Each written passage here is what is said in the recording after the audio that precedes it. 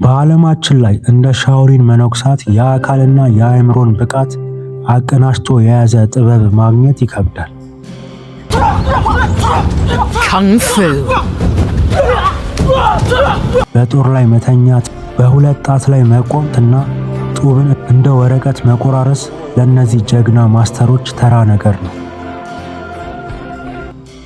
ነገር ግን ይህ ተአምር የሚመስል ብቃት ዝም ብሎ የመጣ አይደለም። ከጀርባው እጅግ አድካሚ መስዋዕትነትና ለዓመታት የዘለቀ አስገራሚ ተጋድሎ አለው።